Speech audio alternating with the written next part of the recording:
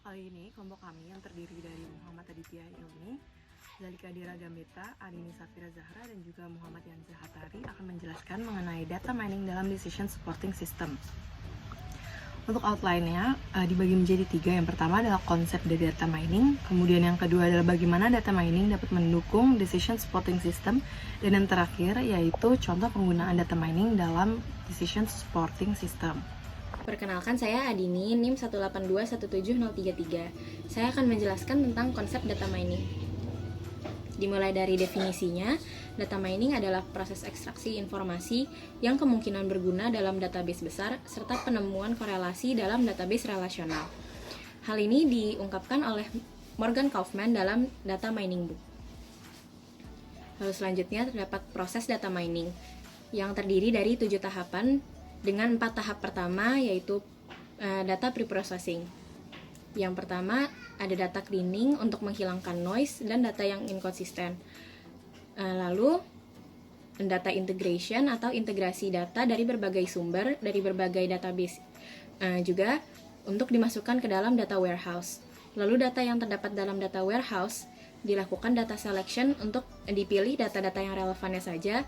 Lalu dilakukan data transformation untuk mengubah format data menjadi format data yang dapat diolah oleh algoritma data mining.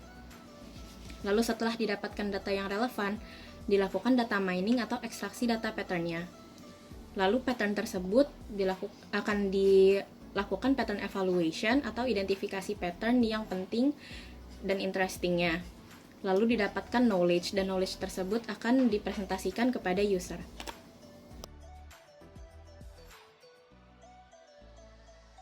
Halo, perkenalkan saya Hatta, NIM 1821743. Nah, saya akan menjelaskan bagaimana data mining dapat mendukung Decision Supporting System. Nah, pada dasarnya, manajer itu butuh knowledge untuk menentukan suatu keputusan. Nah, tetapi kalau data yang bakal dianalisis itu banyak, bakal ada issues buat ekstrak datanya dan menganalisis datanya. Nah, dari sini juga bakal sulit untuk mendapatkan knowledge dari datanya. Nah, dengan adanya data mining, itu bakal bisa membantu untuk mendapatkan knowledge dari unprocessed atau raw data. Nah, si data mining ini bisa bantu perusahaan untuk tahu pattern dan hidden relation antar data yang dimiliki oleh perusahaan sehingga dapat menjadi salah satu landasan dalam pengambilan keputusan.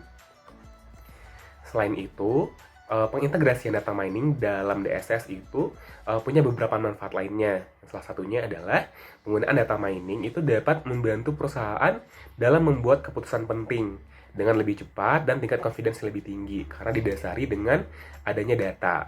Kemudian dengan data mining ini dapat menurunkan ketidakpastian dari proses pengambilan keputusan.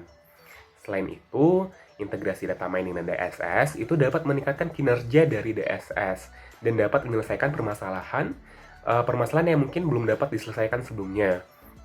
Nah, integrasi ini dapat meningkatkan kualitas dari pendekatan untuk problem solving-nya juga karena bakal menggabungkan knowledge yang didapat dari expert dan juga knowledge yang diperoleh dari ekstraksi data yang dimiliki oleh perusahaan. Perkenalkan, saya Didit, NIM 182170025. Jadi saya akan membawakan contoh tentang penerapan data mining untuk aplikasi DSS, yaitu Gojek Pickup Point. Jadi Gojek itu mengumpulkan data-data lokasi pickup point dan drop off dari setiap order Go Ride. Nah, kemudian menggunakan teknik data mining, Gojek dapat menentukan lokasi-lokasi pickup point di tempat-tempat strategis seperti misalnya depan kampus atau lobby mall. Nah, dengan menggunakan sistem ini, Gojek dapat memfokuskan tim operasionalnya ke lokasi-lokasi tersebut. Jadi, dapat dilihat pada gambar sebelah kiri itu adalah titik-titik data mentahnya. Jadi, untuk manusia itu sangat terlihat jelas ya, perbedaannya antara titik satu dengan lainnya. Cuma untuk komputer itu nggak terlalu jelas, makanya warnanya masih biru semua. Nah, kemudian menggunakan teknik data mining yang bernama K-means clustering, si titik-titik tersebut itu bisa dikelompokkan menjadi suatu grup cluster. Nah, di gambar yang tengah itu ada warna hijau, merah, dan biru. Nah, itu sudah dianggap satu oleh sistem. Nah, kemudian bagaimana caranya Gojek bisa menentukan nama-nama tempatnya? Kan nggak mungkin kalau pakai koordinat doang. Jadi, dia menggunakan NLP. Jadi, dia baca dari cacat pengguna, dari informasi lain, untuk menentukan nama tempatnya. Untuk kemudian si titik tersebut diberi label. Perkenalkan, nama saya Zalika Adiera Gambetta, NIM 182170027. Kali ini saya akan menjelaskan mengenai penerapan dari data mining di Decision Supporting System. Nah, sebelumnya kita udah menjelaskan contoh yaitu pada aplikasi Gojek. Kali ini saya ingin menjelaskan mengenai contoh di kriteria nasabah kredit. Pada bank-bank yang ada, biasanya akan dibutuhkan penentuan nasabah mana yang dapat menerima kredit. Oleh karena itu, dengan teknik data mining dapat ditentukan kriterianya.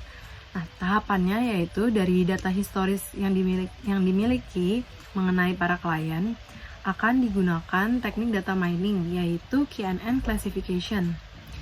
Nah, data klasifikasi ini akan menghasilkan hasil probabilitas setiap kelasnya untuk klien baru, yang nanti akhirnya akan menjadi kriteria nasabah yang bisa mendapatkan kredit. Dengan melakukan metode ini, bank dapat meningkatkan engagement dengan para nasabahnya. Sekian penjelasan mengenai penerapan data mining di Decision Supporting System. Terima kasih sudah mendengarkan.